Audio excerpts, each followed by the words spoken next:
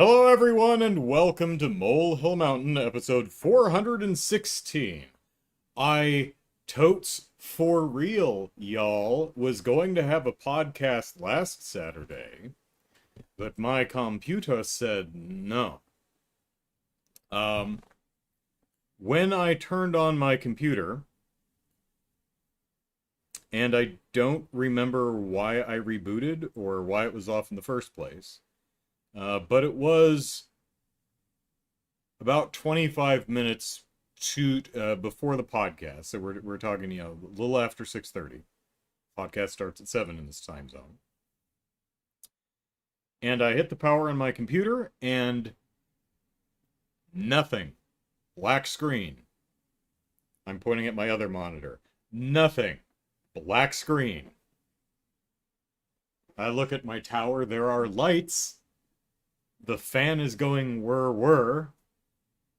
So I, jiggle the mouse. I try hitting buttons on the keyboard like escape or Control Alt Delete. So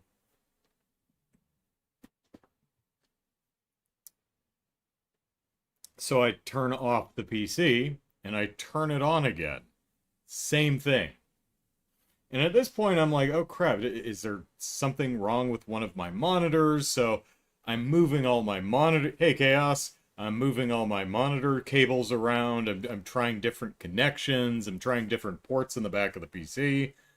I can't get the PC to come up. It's like not booting up. It appears to just not be booting up into Windows.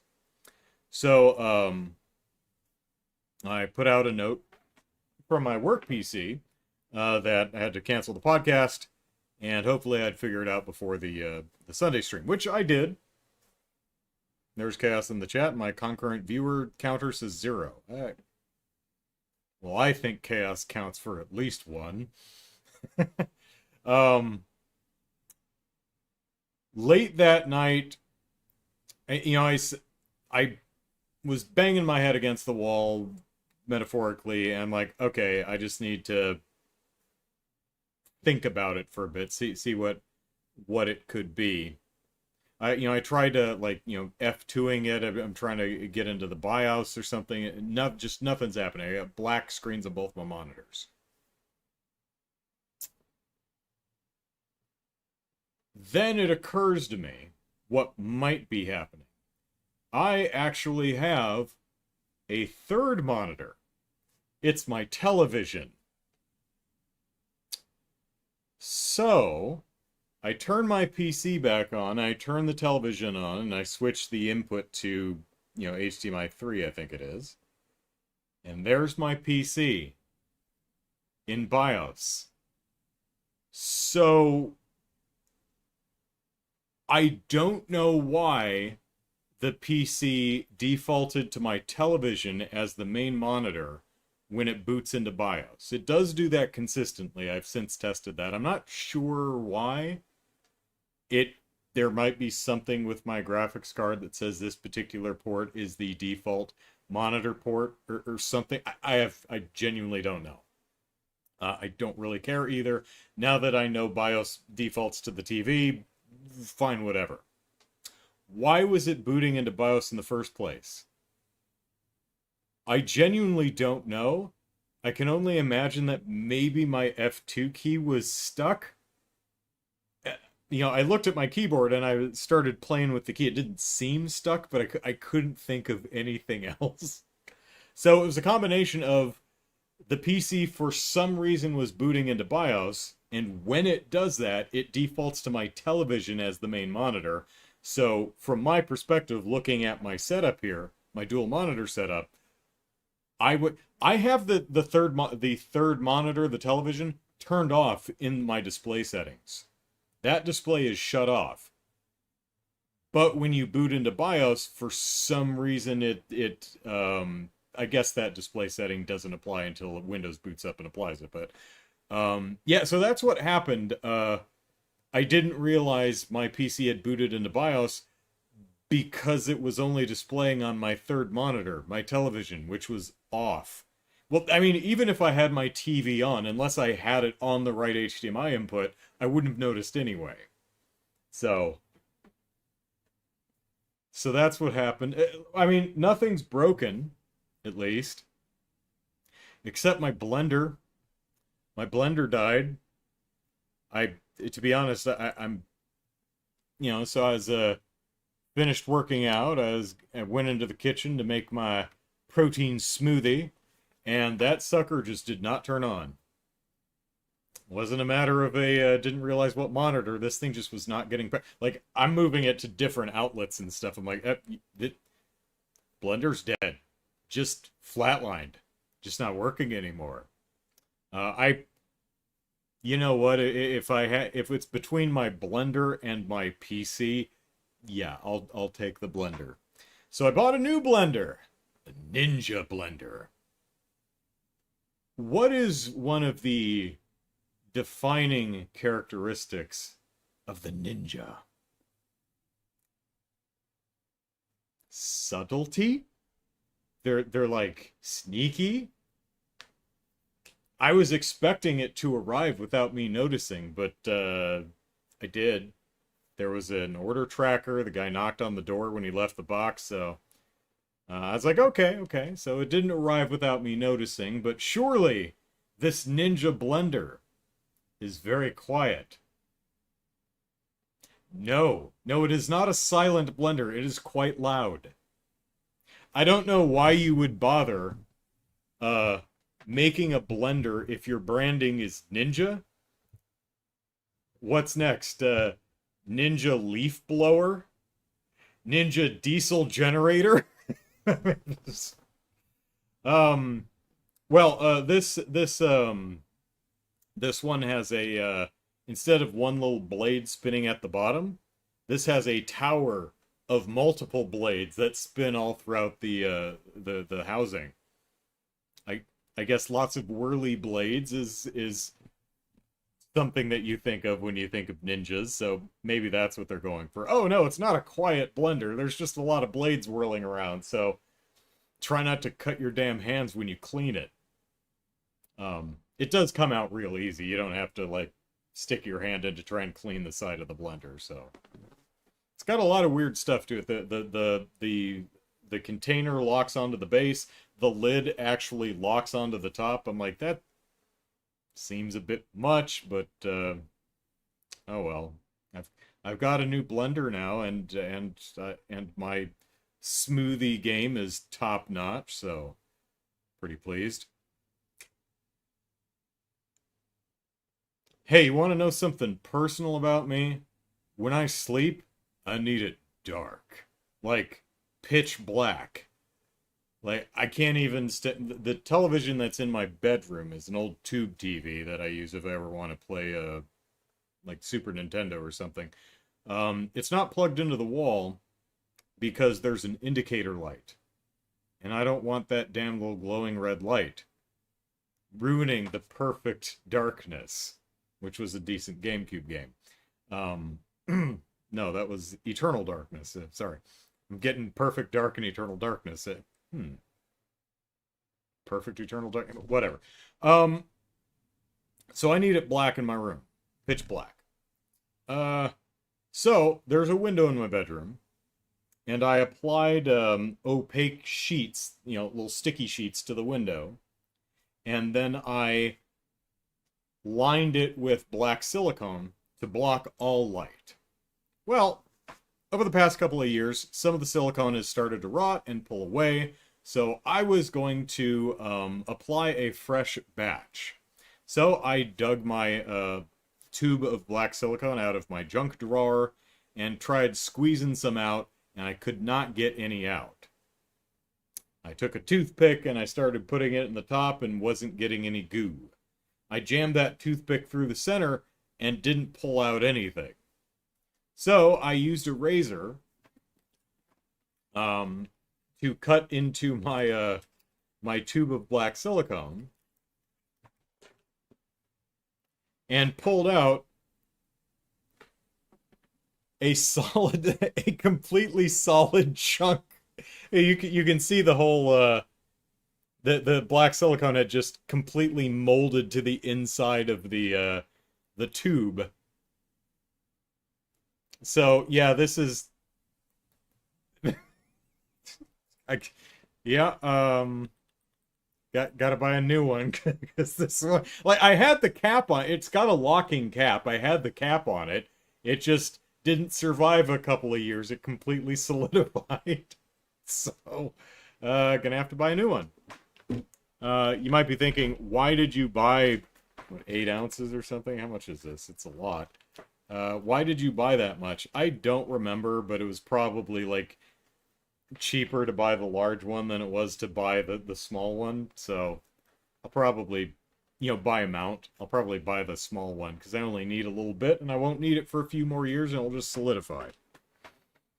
So it's so when like 6 o'clock in the morning rolls around and the sun is up, there's a little bit of light that peeks in around the cracks of my covered windows behind the blinds, and I don't like it. But I guess I just need to buy some new silicone. So YouTube is a platform that hosts all of the silly videos I make and live streams and stuff. But YouTube is such a terrible company that causes so much harm in the world and is run by just such genuinely terrible people that I'm really uncomfortable being on YouTube, and I've considered leaving YouTube. I could just upload all of my videos straight to my Patreon page and just make them free. Then I don't have to deal with YouTube. And I thought about it, and I'm definitely not going to reach anybody on Patreon other than the folks who are already there. Um, if I did that, there aren't many, but there are a few people who genuinely enjoy my silly videos. And sometimes they run across them. And if I left, or especially if I, like deleted my channel, I know, so I kid you not, I got a message from someone today, talking about the first video I did, the Nintendo "Why Won't You Let Me Give You My Money" video. They say, where is it? Oh, there we go. This video needs to be stored in a national archive. This man is responsible for giving us the entire Xenoblade trilogy and X in the US. We honor our elders in this household. Now, the sentiment is appreciated, but this commenter is going a little far with that one. There were a lot of people who advocated for the release of Operation Rainfall games. I was but one of them, and one of those games became a pretty popular series, and I'm very happy about that. So if I, essentially took my marbles and went home, I would be depriving a very small amount of people, sure, but a non-zero amount of people of getting a giggle out of some of my work, both my old stuff and my new stuff. So I'm going to stay on YouTube. And I thought about demonetizing my channel. But the problem with that is I read the fine print, and YouTube will run ads on your video whether you're monetized or not. So I can't stop YouTube from running ads on my videos. So what I'm going to do going forward is I'm going to stay on YouTube. I am going to continue monetizing my channel, and every 16 to 18 months when AdSense pays out, I'll just throw that money at Extra Life that year. I think I can live with that. So I will be leaving Twitter after the charity event. I'm not like deleting the channel or anything, because I doubt it would happen, but I don't need anyone taking my username and posting as me. Uh, but I will be posting currently, and for the last year, I've been cross-posting on both Twitter and Blue Sky. After the charity event, I'm going to stop posting on Twitter and just post on Blue Sky. So if you get a kick out of my mostly daily goofy tweets, come on over to Blue Sky, and that's where I'll be posting. And my videos will still be on YouTube. And I can't turn off the ads. I wish I could. I think the best I can do is stop it from playing mid-roll ads. As far as I can tell, it doesn't do mid-rolls. So I haven't seen it do mid-rolls. I have it set up to not do mid-rolls, but I can't guarantee YouTube won't start doing that. So it's difficult living at a time where almost every corporation is run by immoral, harm-causing jerk faces, and you want to not participate in that, but the way the world currently works is you don't have much choice, right? I mean, you kind of avoid the worst examples as best you can, but for example, like leaving Twitter is pretty easy. The reason I've taken so long is because I needed a place to go, and I wanted to make sure that where I was going wasn't going to collapse in 2 months. My first thought was Threads, but that completely fell apart. Also, the people who own it are genuinely horrible people. I don't care for Mastodon. And there's a bunch of other things, but Blue Sky seems to be, I mean, it's almost exactly a Twitter clone. Works almost exactly the same. So, and it's not perfect. The person who runs it is a lot more permissive of the kind of content that they allow on the platform than I would prefer, but they're not as terrible as the person who runs Twitter. So, you know, that's a pretty easy switch for me, because I'm basically an equivalent service, only significantly less awful. Not perfect, not good, but significantly less awful. And hey, could we ask for any more than just less awful? Apparently not. So yeah, after the charity event, I'll be exclusively on Blue Sky as far as social media goes, and I will continue to be on YouTube, but to make myself feel better, I'm going to be throwing my AdSense money at Extra Life. So every other year, Extra Life gets an extra $100. Yay! All right, let's talk about Blade's Most Stellar. So for the Extra Life charity event, we have the After Dark segment, in where we play an adult game. Chaos. Social media in general was a horrible mistake. Um,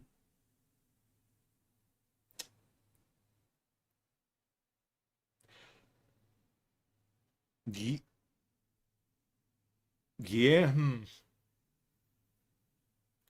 I think it.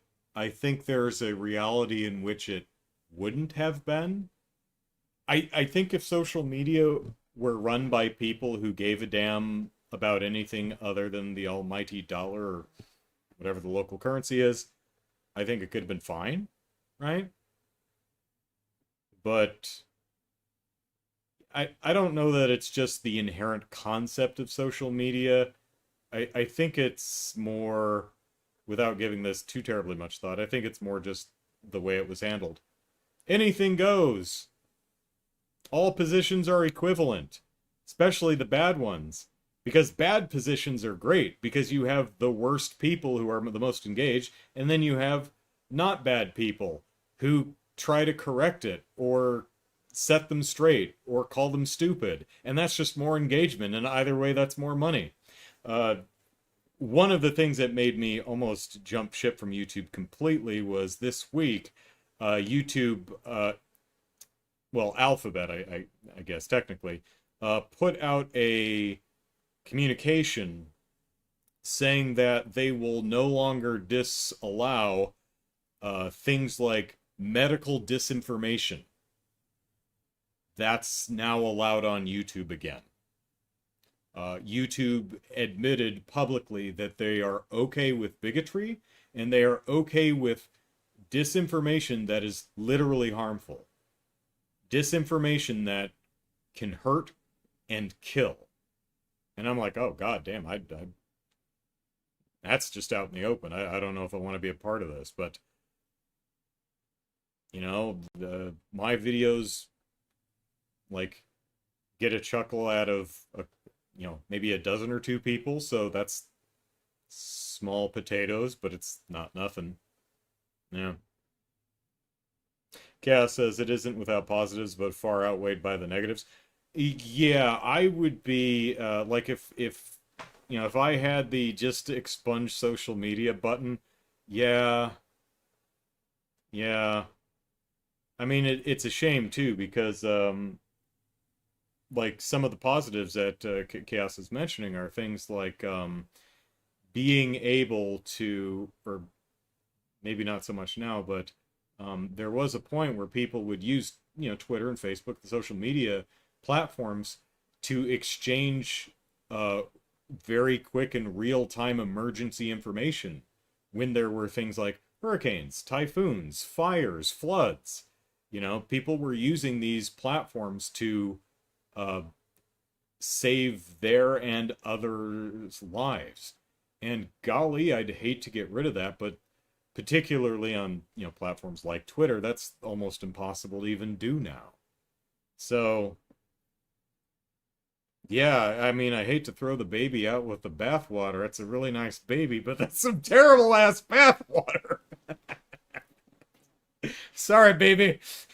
there, there's no getting clean.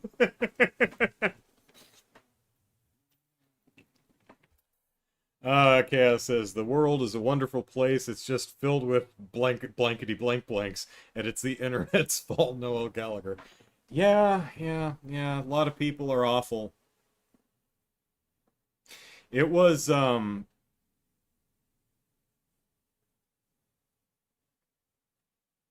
my early 30s when I really started realizing how genuinely awful some people were. I grew up, yeah, just kind of a miserable, surly, I would have said realistic, but pessimistic little putz. Um, but even being that way, I naively thought that we, as a peoples, were almost there. When I was a kid, I was like, hey, we got rid of sexism, we got rid of bigotry, racism. As soon as we get homophobia licked, we've made it, we've done it, there's nothing else. I wasn't aware of trans people at that time, so I was like, hey, as soon as we get this homophobia nonsense licked, there's nothing else to do. We've made it, yay us! Clear skies and sunny days from here on out. That's what I thought when I was a kid. I was a particularly dumb child. Um,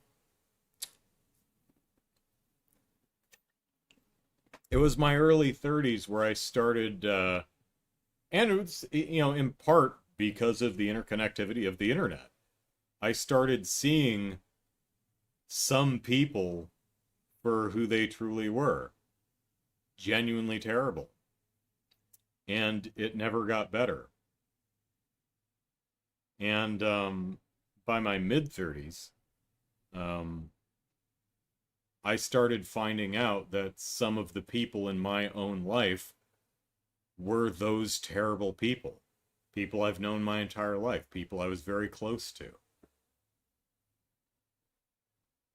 And I'm 45 now. And I've chucked a good number of people out of my life for being just genuinely horrifically terrible human beings. And sometimes I think to myself, golly, did they become that way in the last decade? Or were they always that way and I just didn't see it for one reason or another?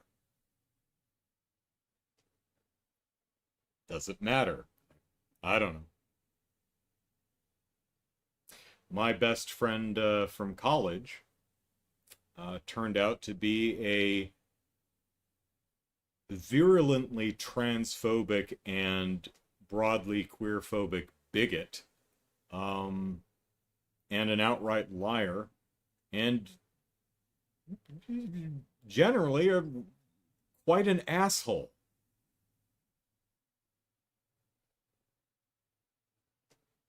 No longer my best friend. Haven't spoken to her since. Another one of my best friends, who was actually a physical therapist and nutritionist, turned out to be a quack. Virulent, and this was well before COVID. Virulently anti-vaccine, into just all manner of homeopathy, just and got really angry about it too. Um, yeah, so booted her too. Had to remove a lot of family members. Sadly, most of my family are horrible, nasty bigots who genuinely do not care what's true and will happily take actions that result in harm befalling others. And they're okay with that so long as the group that harm befalls is one they just don't give a shit about.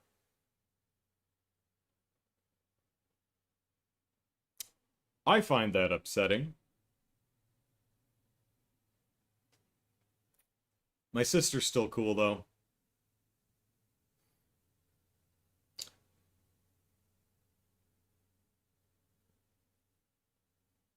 But it's also gotten to the point where I've never been a social butterfly. Um, but I I don't know that I've been burned so many times by so many people that I was just completely wrong about what kind of person they were. I don't know that I could ever allow myself to get close to another person again. I'm not saying I won't ever, or I won't ever try. I'm just at this point I'm just, yeah, I'm not looking to make new friends. I just don't trust people enough. Yeah. Enough people I thought I could and it might just be me. Maybe I'm just a horrifically shit judge of character. It might just be me. I don't know. But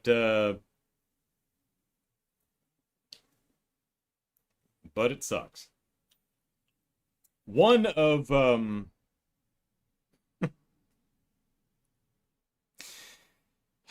one of the people who I chucked out of my life some years ago now for being a bigot and a liar and someone whose actions knowingly cause harm to other people and they just don't give a damn because the people they harm they don't care about, um,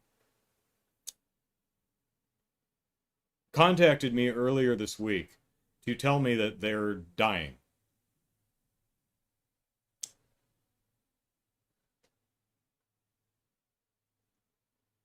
And what is perhaps ironic is they are dying of a. I'm assuming they are telling me the truth. I've not seen medical records. I didn't ask. I'm, taking them at their word, which is not worth anything. Maybe they're trying to manipulate me. I don't know. But taking them at their word, they are dying of a disease that the administration that they have voted for every time and continue to support is making it very hard to fund treatments and research for.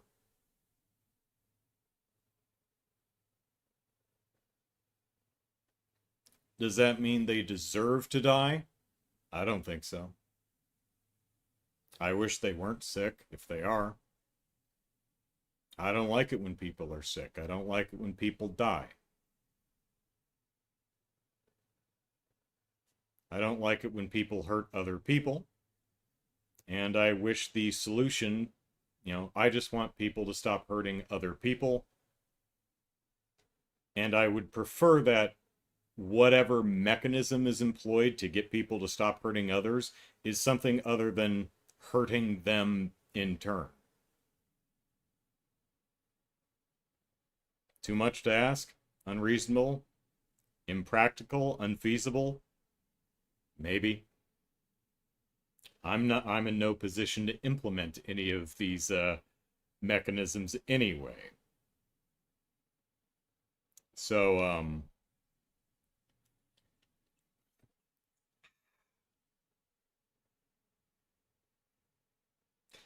yeah, not pleasant. Let's talk about let's see. There's always room for things to be worse. Yeah, report up spoiler alert, most people are. Yeah, and I do try and take a step back and woo-saw and give it a think and be like, okay, am I expecting too much? Is it me? Am I being unreasonable? Are my standards too high? Am I just being a jackass? That's possible. I am a jackass, right? So every once in a while, I stop and I think it's like, okay, maybe I'm the unreasonable one. Maybe I just expect too much of others. I am holding them to an impossible standard that no one could ever meet. No one is perfect. How dare I expect anyone to be perfect? So I level set and I sit and I breathe and I think about it and I go, okay, what am I expecting? What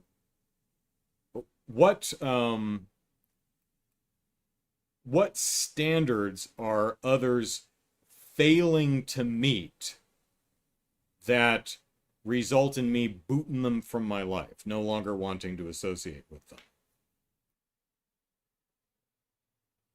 And it's like, don't be a fucking bigot.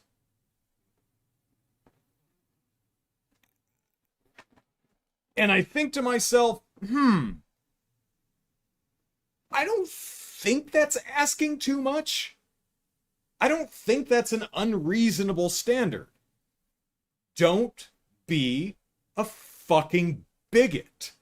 Like, I don't think that's unreasonable.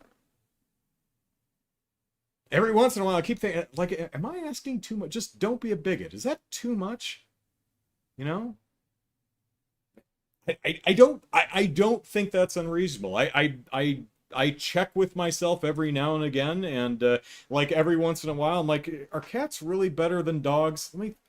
Yes, they are. Is it reasonable to expect people to not face plant by tripping over a bar that fucking low?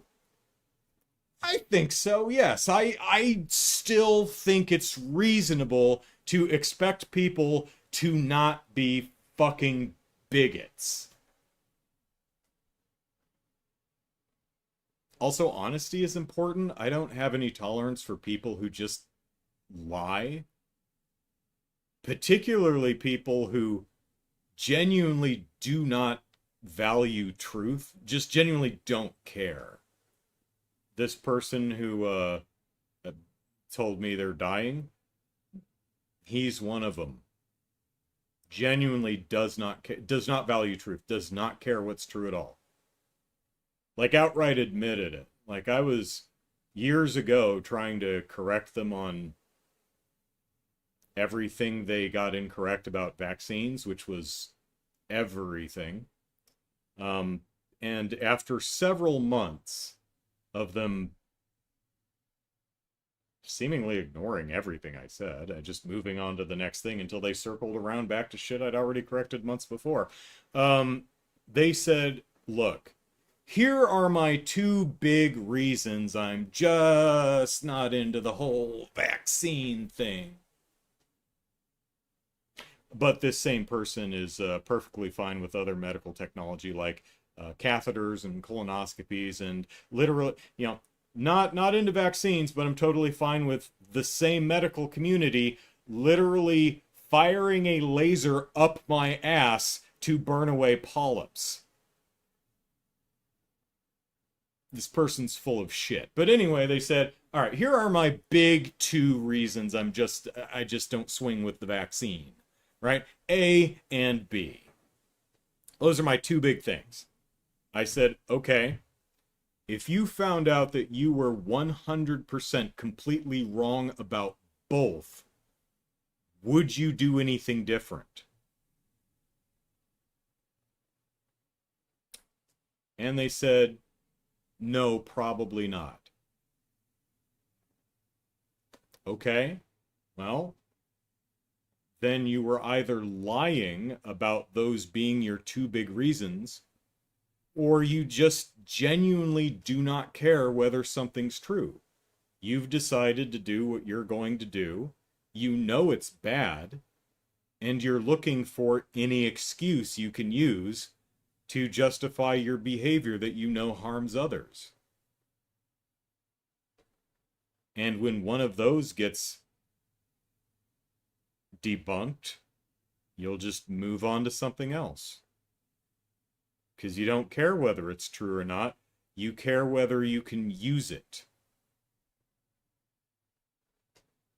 And when you find out you can't use it, you're like, oh, well, this then. That doesn't work either. Well, this then. Nope. How about this? That's the thing you showed me in the first place.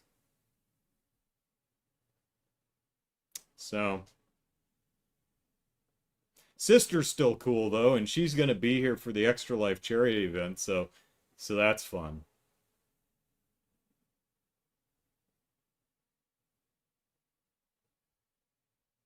Expect nothing and you won't get disappointed. Um, I guess. Yeah. Sometimes I think, am I expecting like, you know, value truth and don't be a bigot? Wow, am I expecting too much? uh, well, I mean, you know what I feel most bad about? The fact that I don't feel bad about chucking any of these people out of my life, including close friends and relatives. I there's a part of me that feels I should feel bad, but I don't because I find these people's positions and opinions completely intolerable to my delicate little sensibilities. You know, you reveal yourself to be a bigot, and I just don't want to hang out with you anymore. Don't you feel bad about chucking me? Another one of them, for a while, was called me names like an asshole and a dick, which, sure, but you're the one who's a virulent bigot, you know. That's kind of weird coming from someone who admitted some rather violent fantasies concerning entire groups of people. And I'm like, wow, holy shit. Yeah, don't ever contact me again. He's like, you're a dick.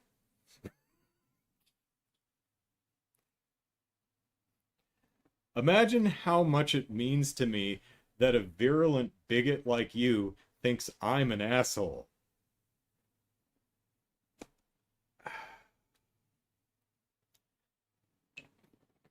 Um, should we talk about video games? Let's talk about video games. I like video games. Video games are fun. One fun video game is Stellar Blade, which we're going to play um, during the After Dark segment of the Extra Life charity event coming up in a month. Um, and I am currently playing through it to unlock as many of the costumes as I can because I'm trying to get some type of donor incentive where people can, vote on which costumes we wear to show off our attractive little jiggly bits. Um, Pardon me. So, fun game. I always thought it looked like it was going to be a solidly good game. I would say it is somewhere between good and very good. Not quite very good, a little bit less than that, but solidly good, a little bit better than good. I really enjoyed playing through it. I'm a little annoyed that I'm playing through it a second time because while playing through the game, there's a door somewhere, and there's a control panel in this door. And Eve, the protagonist, clicks the control panel and it goes and flashes red. And Adam, your little sidekick drone guy, he's not the drone, he's a guy back at base talking to you through a drone. He says, huh, it's locked. We'll have to come back later, or something along those lines. I got through the entire game, or rather, no, I didn't get through the entire game. I continued playing through the game and couldn't find anything, looked it up online, and no one else knows either. So apparently it's, they were going to do something there, and it just got removed. That happens. Okay, whatever. Well, Stellar Blade was updated this week to version 1.4 or whatever. And apparently, that door is accessible now. Oh, goody! I didn't actually get to the point of no return. Zion had fallen, but I still had the ability to return to earlier areas because I hadn't gone to the nest yet, the end game. So I went back to Matrix 11, warped to the closest camp, ran my ass back to the door, hit the door, didn't open. I went, huh. Okay, Magic Internet, what's going on with this? And Magic Internet told me, oh, yeah, there's a new quest that you have to embark on and complete, and that will activate the door, and then you can go in and do whatever's in there. I would assume there's probably a new costume or something like that.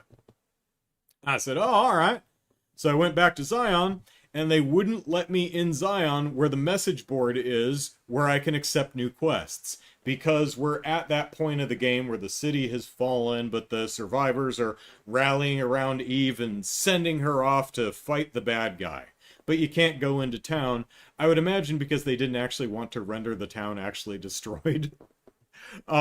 Which, fair enough. So you just can't go in.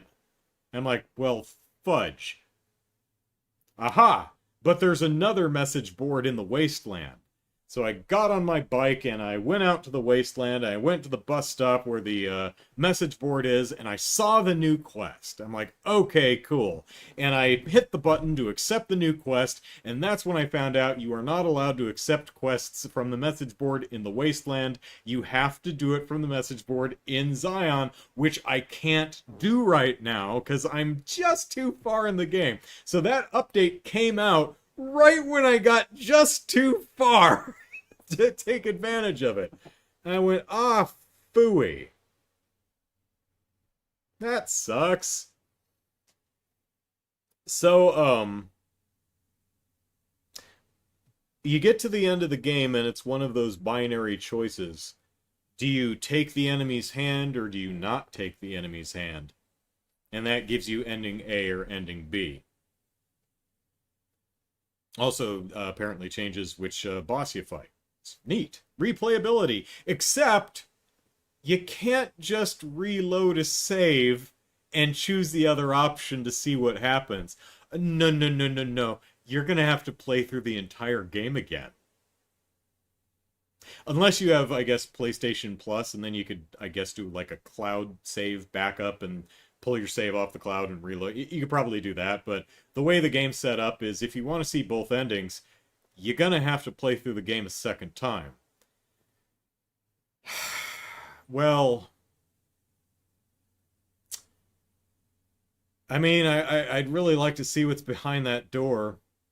Unfortunately, that door is in Matrix 11, which is one of the later game areas. It's not like one of the first areas, so if I really want to see what's behind the door, I'm going to have to go through most of the game anyway, so I guess I may as well check out the alternate endings since I'm going to be playing through that much of the game anyway. Luckily, the game's fun to play. It's not that big a deal. But so that's bad, a combination of bad timing and just let me reload a save so that I can see both endings. I have to play through the entire game again. But when you play through the game a second time, New Game Plus, and you collect all of the outfits that you collected during your first run, you get a palette swap version of the outfit. Not a brand new outfit, although I actually did collect one brand new outfit, so looks like there are some new ones at least. But so for the charity event, we're going to be eating well. You should have plenty of costumes and colors to choose from. Stellar Blade is interesting because I had an expectation based on its marketing, and I got a slightly different game, which I found kind of interesting. Now, my impression of how the game played from from how it was marketed would be something a little closer to Bayonetta or Nier Automata, games which are definitely influencing it. But what I mean is, I was expecting kind of a constantly running and beating the snot out of groups of enemies. Whereas Stellar Blade is much more laid back and casual and focused more on casual exploration than it is big raucous fights. Those are there, but it's paced more like Dark Souls. It actually plays a lot like Dark Souls. It has that big bombastic opening sequence, but once you're past that, you get dumped in a empty, deserted, crumbling city.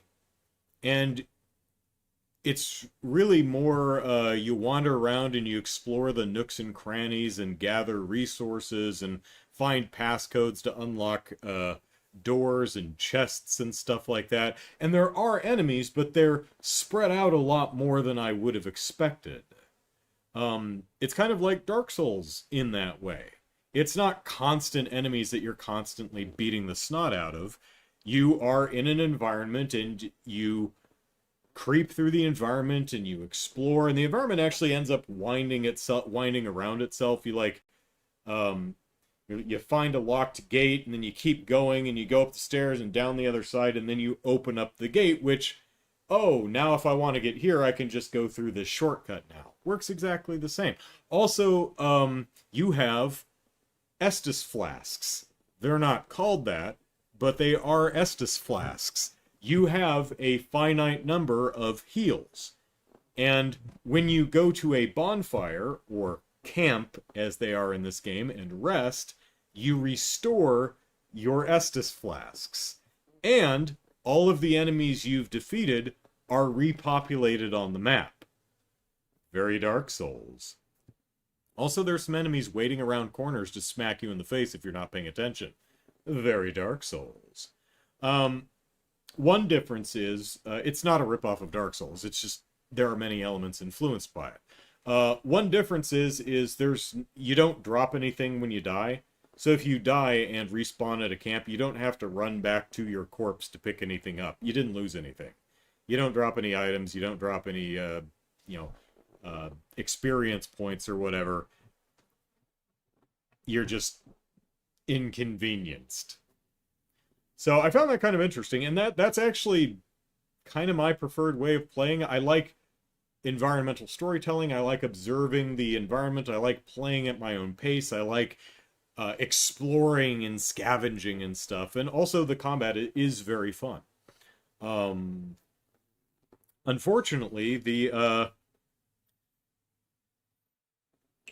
platforming is not great. It's a little clunky. Um, Eve, when she's climbing on like ledges, it's pretty stiff. It's not hard to play. It's not broken. It's just stiff. Doesn't work. The jump is a bit floaty, but the character kind of magnetizes to ledges and stuff, so you don't fall too much.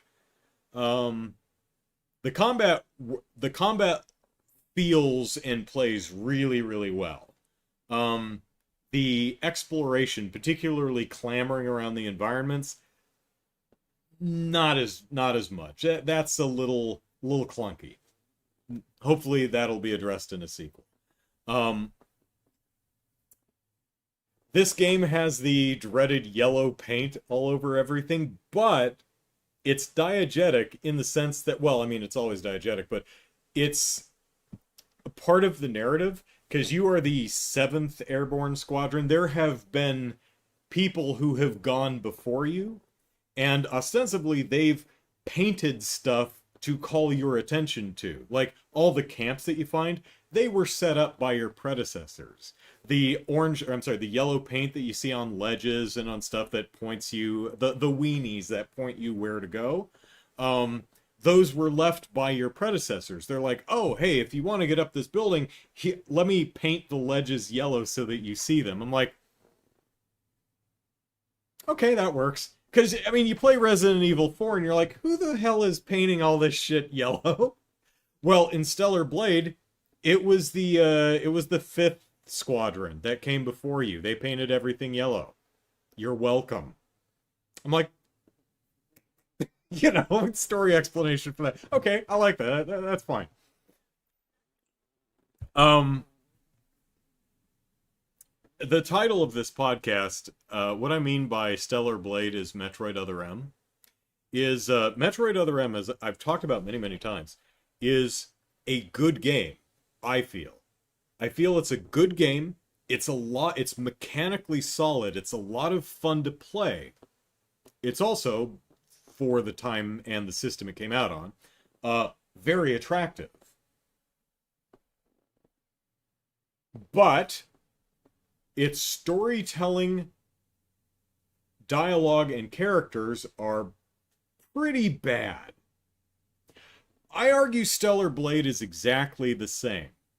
It's a very pretty game, and it's also mechanically solid. Granted, the environmental exploration thing is a little loose, and the jumping's loose and the climbing is stiff.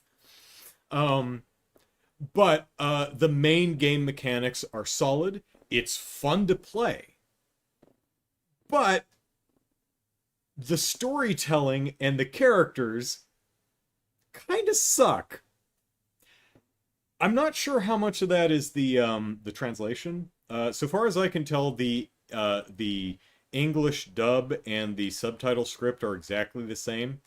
I don't know if the subtitles are just the English script or if the English script is just the translated subtitles. I don't know. So some of the stuff I'm going to lovingly criticize may just be bad translation. Maybe the storytelling in Korean is really, really good. I don't know, because I don't speak Korean at all. So, one of the issues is all of the characters are pretty flat. They're pretty boring. They're almost nothing characters. They're few of the many of them have really strong, memorable designs, but very few of them are you will think of fondly as actual characters. Strong design for many of them, but as characters they kind of fall flat. You mostly not clear what their motivations are, what their wants and needs are, what their relationships with other people are, um, how they feel about anything. Um, it's pretty much the same as other M. You have no idea how the characterization is pretty bad. The storytelling, the general premise is solid. I don't have a problem with the general story they're telling. Same thing with other M. I think the story and premise is fine. It's the narrative, it's the storytelling, it's how the story is told, and the specific beats that just don't work. A lot of the storytelling in both games, very, very clunky. Um, Let me talk about some of the dialogue because it's kind of funny. For example, very early in the game, Adam uh, responds to Eve saying, "Typical Eve." And it's like, what do you mean typical Eve? We literally just met. You don't know me at all. That doesn't make any sense. When you first meet Roxanne, who's the proprietor of one of the shops in Zion, um, I think literally the fourth line out of her mouth is something along the lines of, "That's why you're my favorite customer." Lady, I literally just met you 30 seconds ago. How can I be? But there's nothing about the line delivery or the context that makes it seem like she's being deliberate, knowingly cheeky. It just feels like this line of dialogue was meant to be later in the game. Like there was supposed to be some interactions that happened prior to this. But one of my absolute favorite examples of really weird dialogue, and again, this could just be the translation, is before the war, we call the final war, there was another war. Really? This is a grand revelation, is it? That the final war was one of more than one war? So the final, this holy shit, there were wars before the final war? Like, I don't know what it's called in Korean, but in English, final war very heavily implies that there was at least two. You can't have one war. I mean, I guess it could just... If there was only ever one war, no one would call it the final war. Maybe it's just bad naming, maybe it's bad translation, but they go off on an entire conversation about this final war and the revelation that there were wars prior to that. Is... Does that make the game bad? No. Most of my criticisms for the game are pretty minor stuff. The game, I had a lot of fun playing the game. Solid game, very good -1, right? That's where I'd rank it.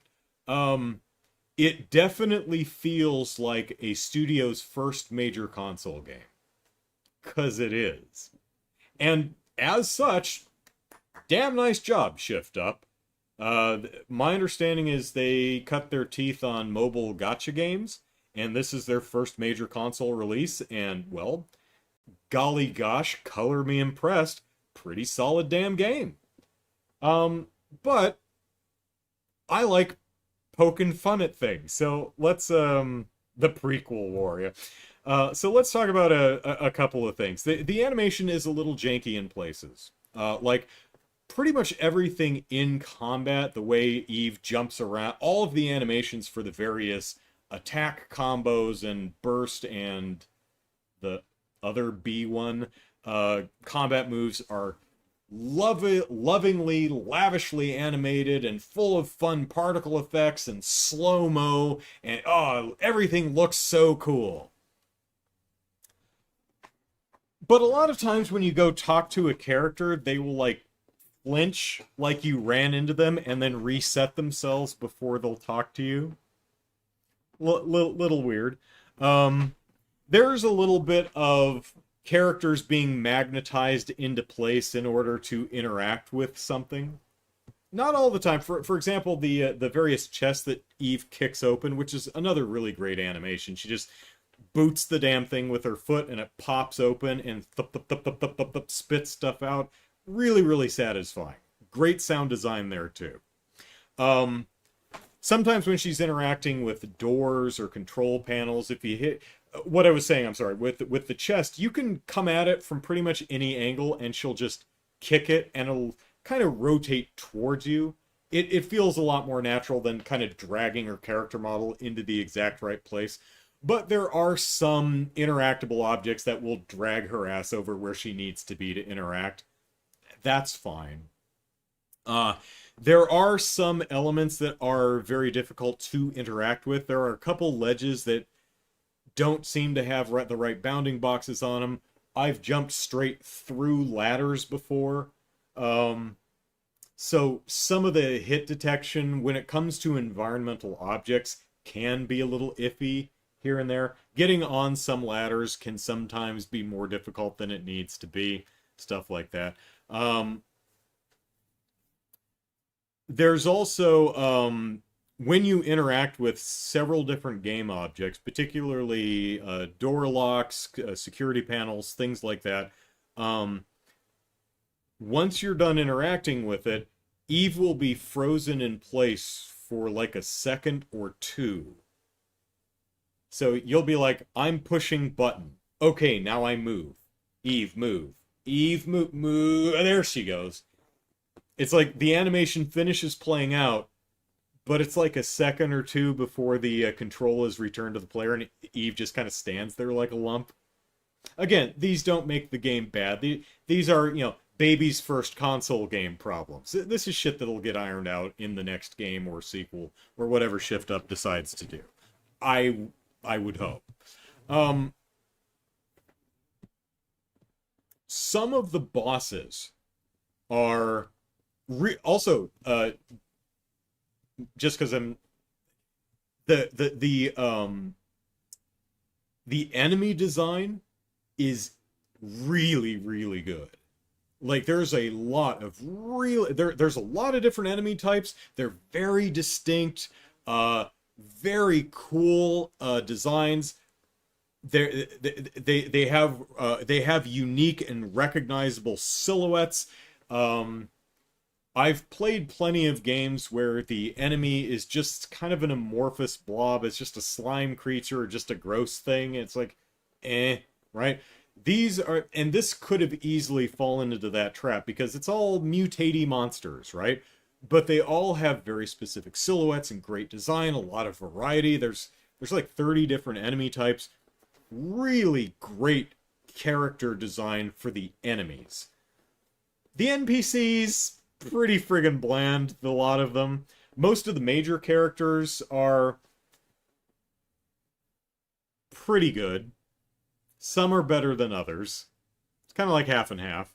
But the non-major character NPCs, just the regular peoples that wander around the main city, not great design, I don't think. But the monster design, the enemy design, chef's kiss, really good. Some of the bosses are really, really big, but the camera doesn't, like, zoom out to compensate for it.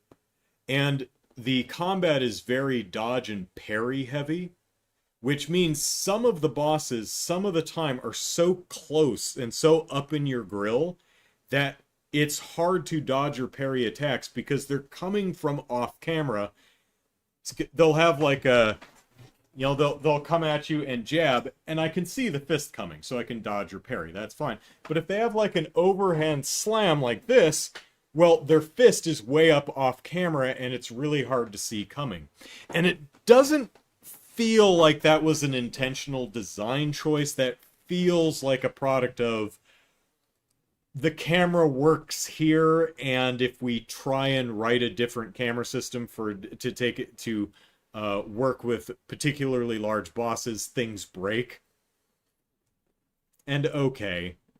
But if that's the case, maybe reevaluate how the enemy attacks, because some of it was a little frustrating. It's like it's really hard to dodge stuff because I just can't see it coming. I can see that the enemy's attacking, but they're so damn large, I can't really see what the attack is well a lot of the time. Some of the boss's super attacks are simply basically the big AoE screen clearing crap. Some of them are just visually unclear on how you're supposed to react to them. There's one of the end bosses has like a screen filling lightning thingy all over the place, and I'm like, I don't know how I'm expected to react to this. Luckily, there's a host of accessibility options, one of which is turning on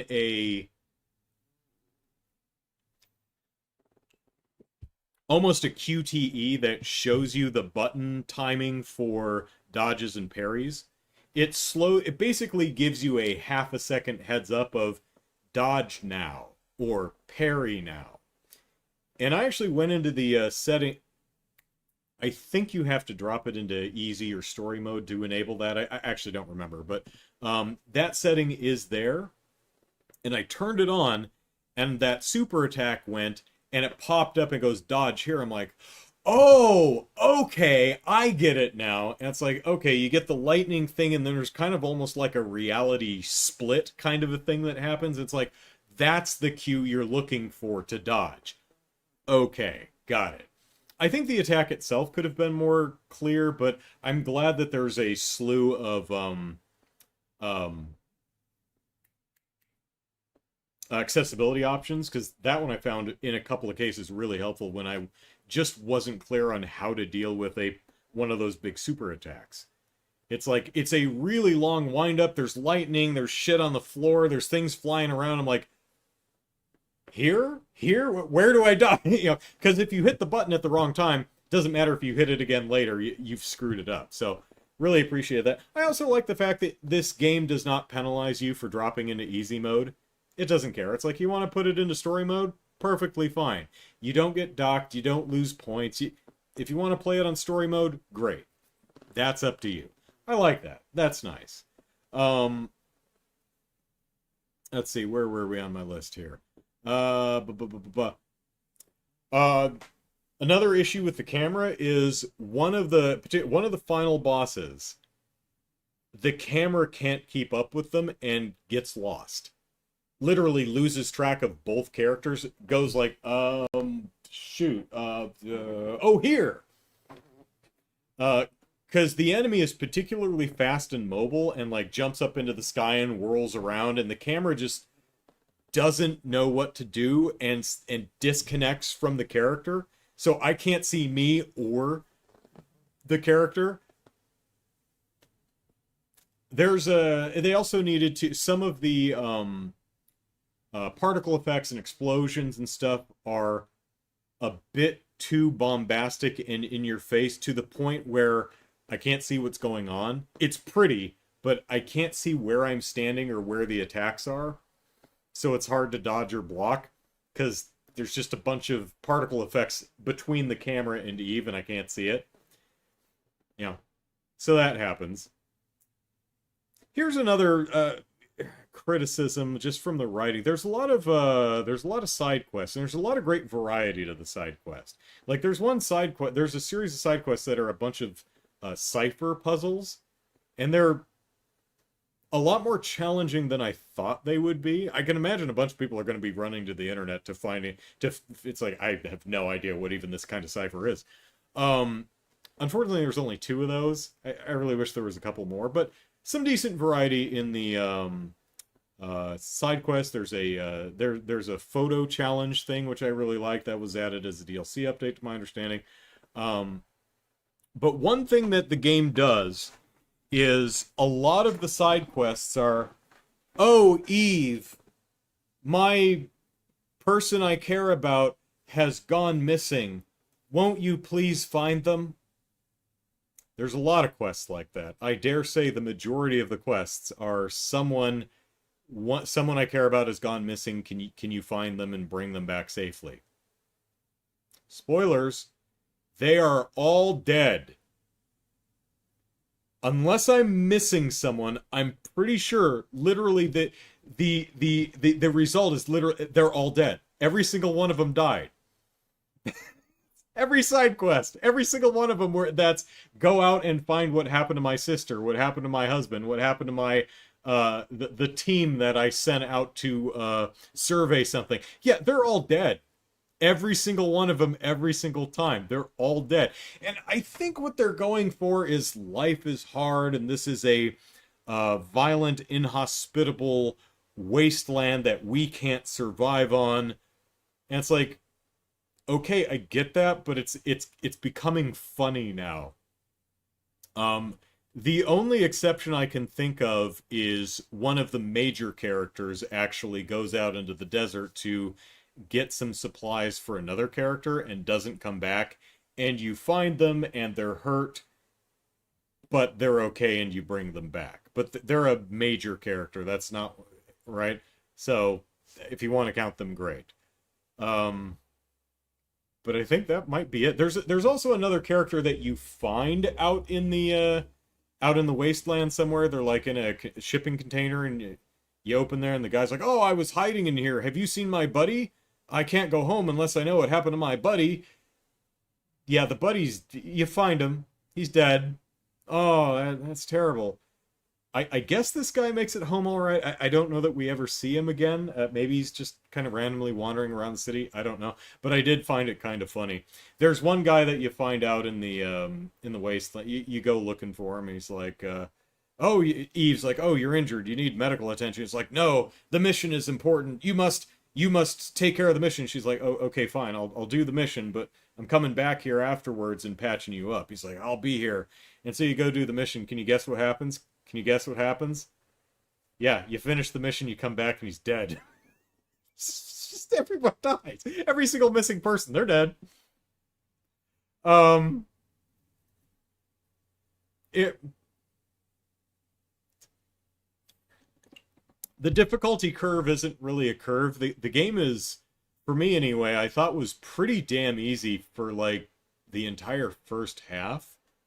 Um, I would like to say something positive. A lot of great variety in the game. There's that big bombastic opening sequence. Then the next level is kind of a Dark Soulsy, winding in on itself, crafted level. And then you get the main city location, which has a bunch of shops and NPCs and side quests and shit that you can do. And then you go to a large, wide open area where you can run off in any direction and take on a bunch of side quests there. And then there's almost a like survival horror section that takes your blade away because your sword runs on Wi-Fi and you can't get Wi-Fi in the basement, so her sword doesn't work, so she has to use the gun. And so it's a creepy zombie basement that you can only use your gun, so it really switches up the gameplay mechanics. There's a couple points during the game where you do kind of a surfing mini game. There's like this transportation hyper tube, but you basically Mario Kart your ass through it and kind of loop-de-loos and stuff. So there's a lot of really great variety to the game. But the difficulty curve I don't think is really there because it's pretty easy right up until the second wide open area, and then it just kind of jumps because the enemies start hitting really hard and roaming around in much larger groups. Before you would the bad guys would be in groups of one, maybe 1 to 3. Once you hit the open desert, the great desert, these sons of guns, they will surround you and come running, and you will be fighting a lot of people at once. And the the dodging doesn't. You have to unlock on if you want to reposition or run away, and that's a little bit clunky. It's another thing they could probably work on. And then when you get to the final bosses, it jumps up again. The final bosses are comparatively incredibly difficult and require you to play at a level that no previous portion of the game has required you to play at. Like, it's here, and then it's like, Get good, son. It's like, you're supposed to do one of these. you know? So I think they could work on the difficulty curve. Um, there's one turret in the wasteland which is invincible, and I don't know why. I don't know if it's like a bug, if it doesn't have collision, or if it's like supposed to be armored or hiding behind an obstruction, but so far as I can tell, you can't kill it, and it's not visually clear why that would be the case if that's intentional. Um, it's really nice that you don't have to memorize door codes, because you find codes for doors and chests and stuff like that. But once you find the code, you go to the door or the chest, and if you don't remember what it is, and you probably don't, you can hit a button and it'll put it on the screen and you just type it in. But at that point, why do I have to enter it myself? I think I think maybe they could have done something to try and gamify that, like um, use a unique alphabet that you had, like you get the code, like um, beefcake, or well, cheesecake probably a better passcode for Stellar Blade. Cheesecake, and you have to figure out how to spell cheesecake in the Nativa language or something like that. Maybe something like that. But I mean, if you're just going to write down the code and you're just going to put it, just type it in for me. I don't know why I have to enter it. I'm lazy. Um, yeah, overall, I quite like Stellar Blade. I'm gonna have to rethink how we present it for the charity event because it's a little slower than I thought it was going to be. Like I said, it's more of a methodical exploration kind of a game, and I don't know how well that will play for the after dark. But I'll give it a thought. Maybe I can just stop somewhere at the end of New Game Plus and before I get locked out of everything, and we can just warp around and explore all the environments. But I don't know. I'm still thinking about it. Overall, solid damn game. Does a lot well. Plays really, really well for the most part. Got a couple of nitpicks here and there, but most of my nitpicks are genuinely just nitpicks. My biggest mechanical issue with the game is the environment traversal is a little stiff. That could use a little work, but mechanically solid game. It's a lot of fun to play. I think it's got a lot of nice variety in its features and quest design and gameplay approach. Although the fact that everyone is dead is kind of funny. It's where it falls flat, though, is definitely the same places that Metroid Other M falls flat, and that's in the storytelling and the characters. It's just the story isn't bad. The story I think has potential. Story's fine. It's just the way it's told is just kind of bad, or possibly the fault of the translation. Impossible for me to say. And the characters are just kind of, while solidly designed for the most part, just kind of boring. I think my favorite character is the digger, the little drone in the junkyard who has gained sentience. He's pretty much the only one with an actual personality and someone who I just kind of enjoy. Everyone else is just kind of dull and dour, and I guess that kind of fits the post-apocalyptic, everything is dying and we're all going to die kind of vibe, but I think they could do more. Particularly with a cast of characters who are from the outside. Right? But it just, the characters read as flat. I have no idea. One example, I talked about how, Adam says, typical Eve, and he doesn't know her. I don't know what the relationship between her and Lily is. They both seem to have just met each other and have a history, and it's just unclear. What's Eve's relationship with Taki? Are they... Is she just the squad commander? Are they mentor and mentee? Are they friends? Sisters? Lovers?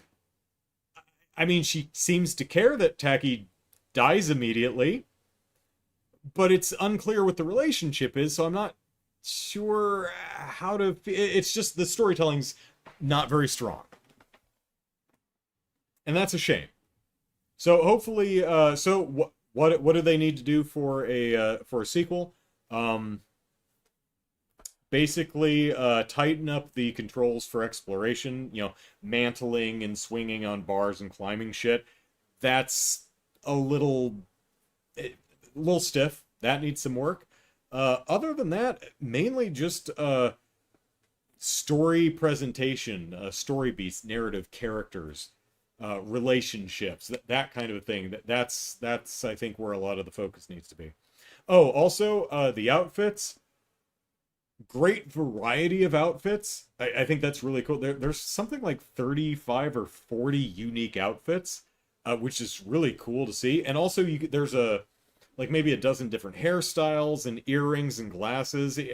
This is if you like playing dress up in games, this is great for it. Really my only critique is a lot of the outfits are over designed. Like, it's a real cool concept and it looks great, but there's just a lot of them are too busy. Like, there's just always a bunch of dangly bits, like straps and shit just hanging off of stuff. And it's like that, you know what? Just remove the dangly straps, and I think we've got a solid winner here. Also, learn how boobs work, please. Please. Like, there's lots of reference footage online. I know Eve was I know you scanned some model for, to build Eve's character model off of. Maybe you should have paid attention when she was walking around in her underwear. Although she was probably wearing a bra, and Eve clearly does not. The girls are swinging free. But I'll let you in on a little secret. Boobs move, particularly large ones, but boobs do not undulate like a waterbed that someone has just sat upon. That is not how boobs move. It's okay that boobs move. Make them move right, because it's really weird with her weirdly undulating boobs. Is really weird looking. Please learn. The internet is a terrible place, but this is something you could use it for that would be a net positive. There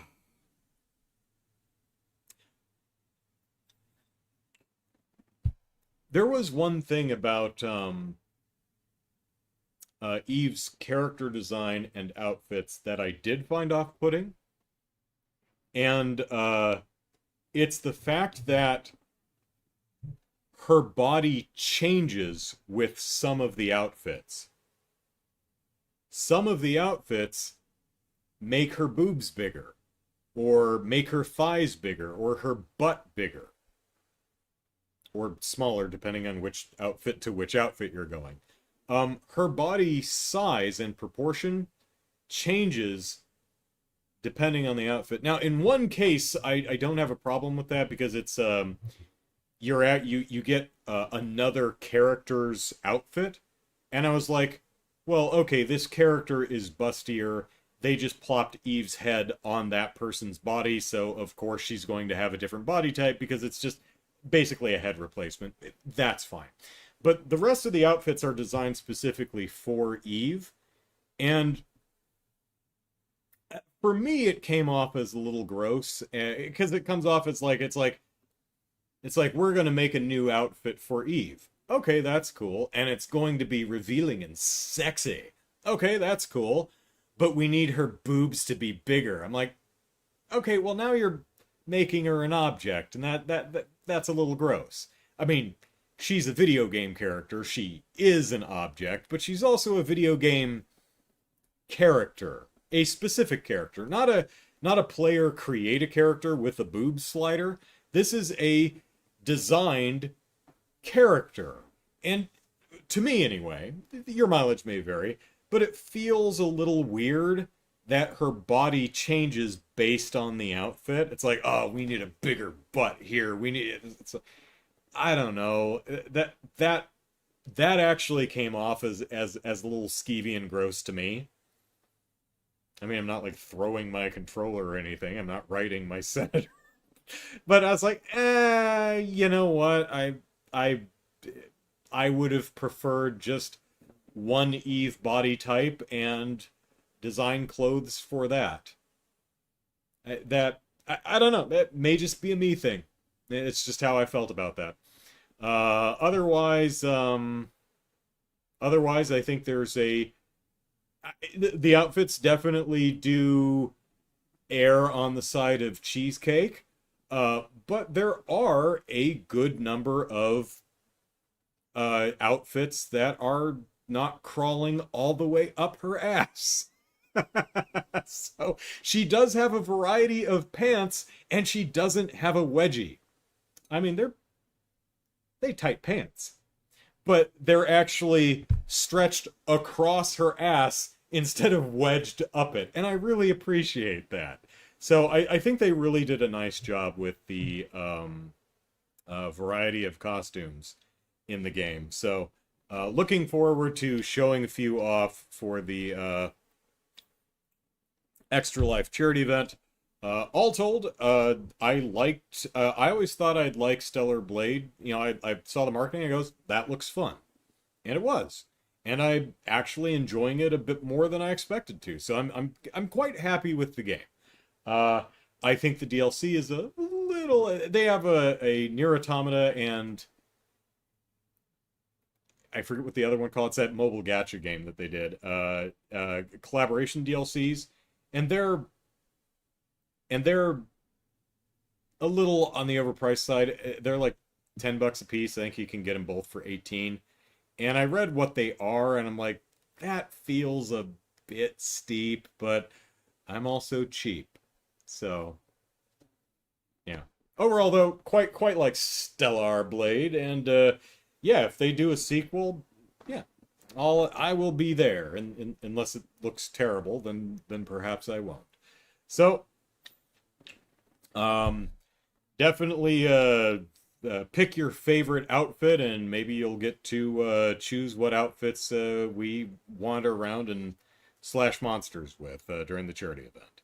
So that's it for me tonight. Shoot, I need to go to the store before it closes, and join me tomorrow for some not Extra Life, the Cold Steel 2. That's what we're doing. We're probably all going to die because no one's piloting the Courageous. I mean, it's okay if who was piloting? It was Angelica. I mean, she's entitled to a bathroom break, but it would be nice if someone took the wheel. There's like no one up there. I think we're all going to die. This may be where the game ends. Then the Courageous crashes and kills them all, and it somehow wasn't Mint's fault. So, all right, that's it out of me. Thanks all for hanging out. Hope you had fun, especially with the really dour center bit. I hope everyone in your life is awesome. So take care, everyone. Have a good night, and hope to see you tomorrow for the Sunday stream. Take care. Bye-bye.